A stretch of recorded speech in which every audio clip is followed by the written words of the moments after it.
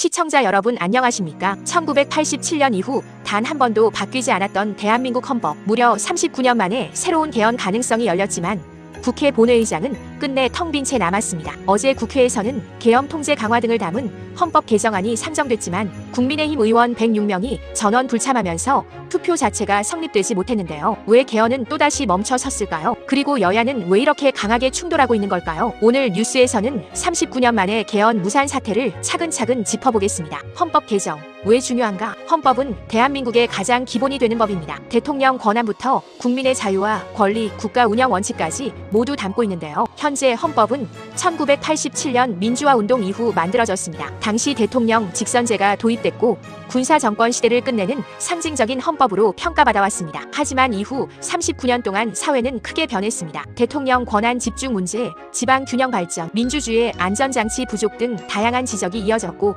정치권에서는 꾸준히 개헌 필요성이 제기돼 왔습니다. 이번 개헌안 핵심 내용은 이번 개헌안은 더불어민주당과 조국혁신당, 진보당 등 원내 6당 의원 187명이 공동 발의했습니다. 핵심은 단 하나, 비상계엄 남용을 막자는 것이었습니다. 특히 지난해 있었던 123 비상계엄 사태 이후 권력 통제 장치를 헌법에 명확히 넣어야 한다는 요구가 커졌는데요. 개헌안에는 크게 두 가지 내용이 담겼습니다. 첫 번째, 대통령이 계엄을 선포하더라도 국회 승인을 반드시 받도록 했습니다. 두 번째, 48시간 안에 국회 승인을 받지 못하면 계엄 효력이 자동으로 사라지게 했습니다. 즉 대통령 혼자 비상 권한을 장기간 유지하지 못하도록 헌법에 안전장치를 두자는 겁니다. 3. 민주화 역사도 헌법에 담는다. 이번 개헌안에는 단순히 계엄 문제만 담긴 게 아닙니다. 부마민주항쟁과 518 민주화운동을 헌법 전문에 명시하는 내용도 포함되는데요. 민주주의를 위해 희생했던 역사 자체를 헌법 속에 공식적으로 기록하자는 의미입니다. 또 한자 중심 표현을 한글화하고 국가가 지역 균형 발전을 위해 노력해야 한다는 내용도 담겼습니다. 즉,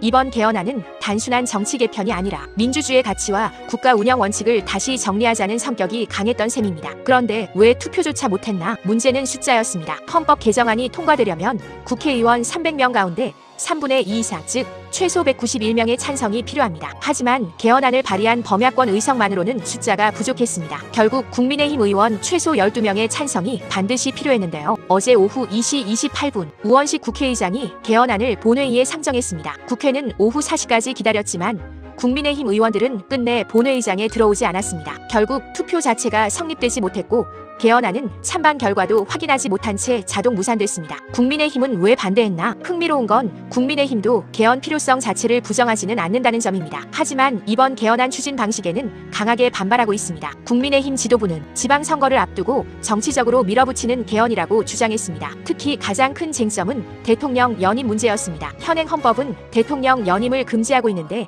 이번 개헌안에는 관련 조항이 포함되지 않았습니다. 국민의힘은 향후 권력구조 개편 과정에서 대통령 연임 가능성을 열어두려는 것 아니냐는 의심을 제기했습니다. 장동혁 대표는 독재 연장을 위한 정략적 술수라고까지 표현하며 강하게 비판했습니다. 민주당과 청와대 반응은 반면 민주당과 청와대는 강한 유감을 나타냈습니다. 청와대는 투표 거부로 인해 헌법 개정 논의 자체가 막힌 것은 매우 안타깝다고 밝혔고 국민의힘의 본회의 참여를 다시 촉구했습니다. 민주당 역시 계엄 통제 강화는 여야를 떠나 민주주의의 안전장치라며 정치적 계산보다 국가 시스템 개혁이 우선이라고 강조했습니다. 즉 여야 모두 개헌이 필요하다는 데는 동의하면서도 누가 어떤 방식으로 추진하느냐를 놓고 극한 대치를 이어가는 모습입니다. 앞으로 어떻게 될까? 오늘 오후 2시 국회 본회의는 다시 열릴 예정입니다. 하지만 전망은 밝지 않습니다. 국민의힘은 개헌 논의 초기부터 관련 회의에 사실상 불참해왔고 이번에도 당론이 바뀔 가능성은 크지 않다는 분석이 나오고 있습니다. 특히 개헌안 표결은 이름을 공개하는 기명투표 방식이어서